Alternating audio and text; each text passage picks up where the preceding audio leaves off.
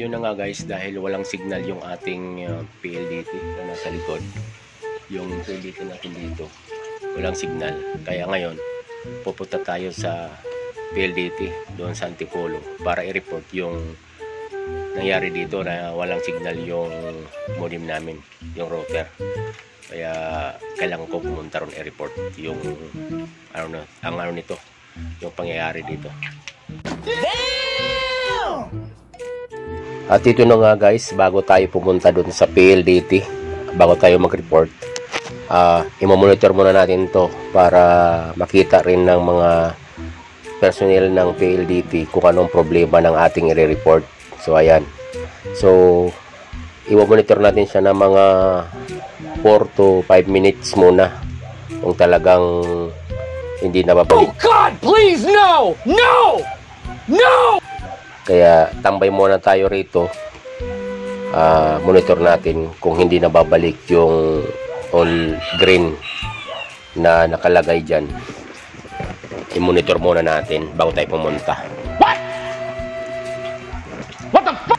At yun na nga, hanggang ngayon guys, nandito pa rin tayo, nag-monitor pa rin tayo para malaman natin kung talagang sira talaga yung aming router. Kasi nakasaksak naman siya, tapos nakapula yung blink ng aming router. Ayan, oh. So hindi ko alam kung sa wiring o kung saan yung sira, kaya kailangan natin muna i-monitor bago tayo pumunta. Oh God, please no! No! No! Kaya hanggang ngayon guys, ayan, tuloy-tuloy pa rin tayo sa pagmamonitor.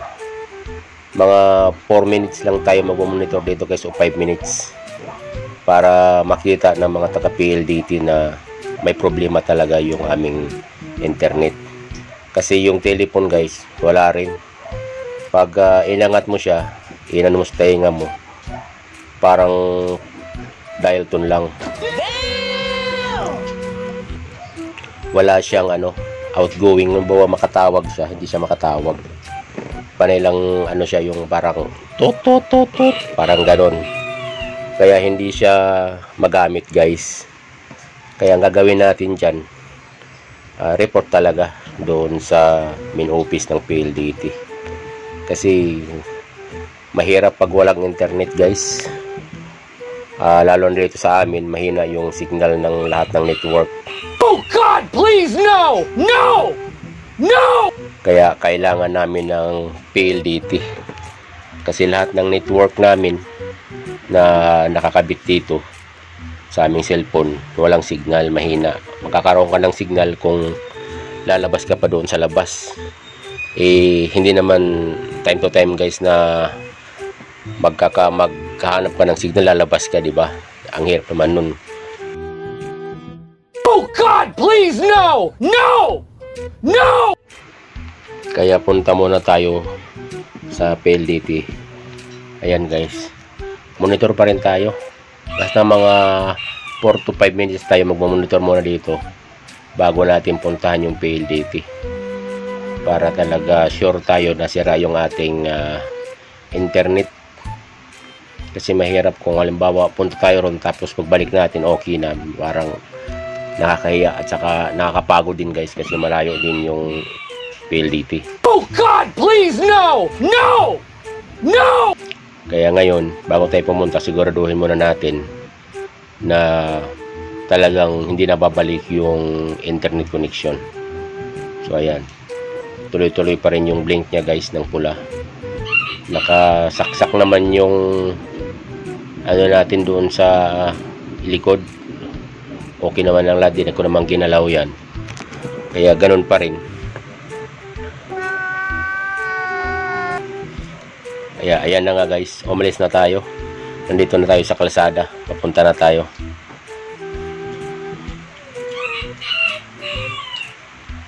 Buti nga guys, medyo maaga pa, wala pang ganon traffic. Kasi mamaya yan, mga bandang hapon, kung bandang hapon tayo, bukod sa mainit na, matraffic pa. Kaya ito inagahan natin. Time check natin 7:20 ng umaga.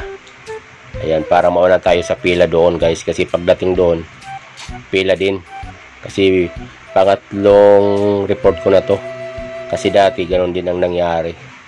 Nagloloko rin yung aming router. Kaya ngayon pangatlong report ko na to guys. Kaya dapat muna tayo sa pila para mauna tayo. Oh my God! Wow! At yun na nga guys, tuloy pa rin tayo dito sa magpa-jack sa kalsada. Ayan, gamit nga palaga natin guys yung bike lang natin. Kasi di naman tayo nagmumotor, nakabike lang tayo papunta dito sa PLDT ng Antipolo. Nice. Para ano guys, exercise na rin. Gawa ng maano rin yung katawan natin. Mabigat, kaya exercise na rin tayo papunta ron. Kaya ahon-ahon muna tayo guys sa mga ahonin ng Antipolo. Para ma-exercise din yung katawan natin. So ayan na nga guys, nandito na tayo sa malapit sa Antipolo guys. Oh my God! Wow! Ang ganda ng kalsada oh. Tahimik ang kalsada kasi maaga pa. Pero mamayang hapon guys, dito matraffic na to dito. Kaya ngayon maluwag pa yung kalsada. Tuloy-tuloy lang tayo dito sa bike lane guys. Uy, si kuya oh. Kinat ako ng Pajero guys oh. Kinat yung bike lane, di ba? Kita-kita yun. What? What the fuck? Buti na lang nakapag-preno ako. Grabe naman yung Pajero na yun. Kinat talaga ako. Walang iya. Ganoon talaga guys. Pag bike yung gamit mo, hindi ka nire-respeto ng mga malalaking sasakyan ng mga 4 wheels. Kahit nasa bike lane ka, gigitin ka pa. Di ba? Napaka unfair naman sa mga motorista na ganun, na dapat pag ganyan hindi sila kumakat dito sa bike lane. Tapos pag nadisgrasya, tayo pang may kasalanan. Although nasa bike lane na nga tayo, di ba?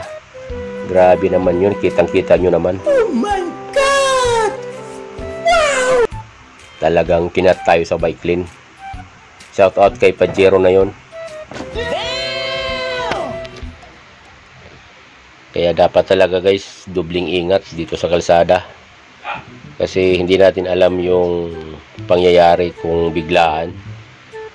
Kasi kung hindi tayo nakapokus doon sa kalsada na yun guys, yung kinat tayo, sigurado bangga tayo ron sa Pajero na yun.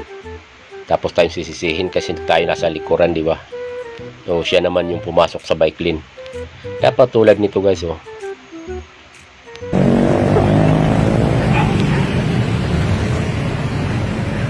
Pag ganyan traffic, dapat mag-stay lang sila kung saan yung dapat sa kanila na linya. Kasi kaming mga bikers, lalo na dito sa Antipolo, maraming umaahon na mga bikers. Ganon din naman kami. Nasa bike lane lang kami. Kasi mahirap na, di ba guys? Nice. Kaya dapat talaga, kung saan ka nararapat, doon ka lang. Hindi na yung gigiwang-giwang ka. Patulad sa amin, tingnan mo. Dito maluwag yung kalsada pero nasa bike lane lang kami. Ayan. Kaya mahirap talaga guys na Oh my God! Wow! tiwala ka sa pagdadrive mo. Yung pala, sisingitan ka ng mga ganyan motorista. Eh kung hindi mo control yung manibela mo nang hindi mo napukusan, sigurado bangga ka ron guys. Kaya kailangan talaga ng dubling ingat pag nasa kalsada. O kahit naman nag-iingat ka talaga, kung talagang may mga motorista na hindi naman talaga nag-iingat sa pagdadrive, wala rin. Kumbaga sapol ka pa rin sa problema sa kalsada. Abala talaga, napakalaking abala.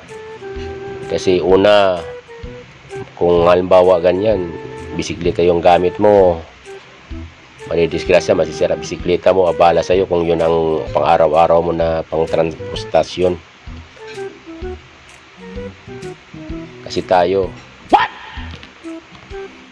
What the fuck? yun ang gamit natin sa araw-araw guys. Nakabike lang tayo para naka-ehersisyo tayo sa araw-araw para hindi tayo panhinaan ng mga kaso-kasuhan guys. Lalo na pag mga ahon, kailangan natin talaga yung mga ganyan para yung endurance natin tumaas, lumakas. Kasi cardio yan guys eh. Pag nagka-bike ka araw-araw, pinapalakas yung cardio mo. Kaya pag malakas yung cardio mo, malayo ka sa anumang mga sakit tulad ng mga high blood, ganyan. Yung mga maraming benefits guys pag nagbabike ka. Kaya kailangan talaga, kaya minsan-minsan magbabike din tayo. Kahit malayo yan, sige bike natin. Pero ako guys, hindi pa minsan-minsan, araw-araw yan pag pumapasok ako sa trabaho. Yun talaga yung service ko. Kasi iwas ng traffic. Kasi kung nakamotor tayo, napaka-traffic ngayon sa kalsada kasi gawa ng maraming mga motor na nagkalat sa kalsada, gawa ng marami tayong mga negosyo na through online tulad ng mga lalamove, ganyan, mga ride, mga joyride, mga ganyan, move it. Kaya ang dami, Lazada, ang daming tao sa kalsada, lalo na mga motor. Kaya makikita nyo sa traffic light, ang nauuna mga motor sa traffic light, di ba? Puno yung traffic light ng motor doon sa unahan. Sa pagdating ng mga stoplight, mga crossing, makikita mo talaga halos puro ulo yung makikita mo sa traffic light na yun.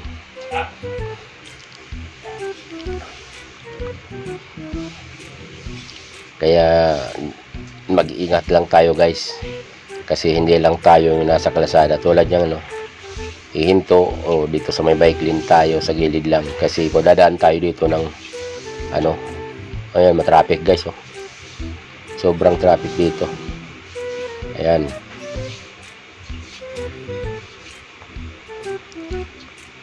traffic dito guys, malapit na tayo sa PLDT. May madadaanan tayo Talipapa guys. Ayan nandito na tayo sa Talipapa, malapit na tayo sa PLDT guys. Oh my God! Wow! At yun na nga guys, nandito na tayo sa PLDT, opisina ng PLDT dito sa Antipolo. So ayan, so hanggang dito lang video natin.